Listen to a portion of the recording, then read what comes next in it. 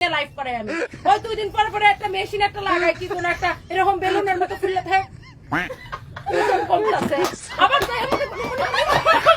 ওজন কমতাছে আবার আমি জুস খাই চা খাই আমার ওজন কমতাছে তাও তো দেখি ওজন তো আর কমে না মোটা মোটা ডানারি বাইর করে এহেন্দা বাইর করে হন্দা বাইর করে দাঁড়ায় হ্যাঁ আমার খ্যাপ মানে খ্যাপ হয় না একদম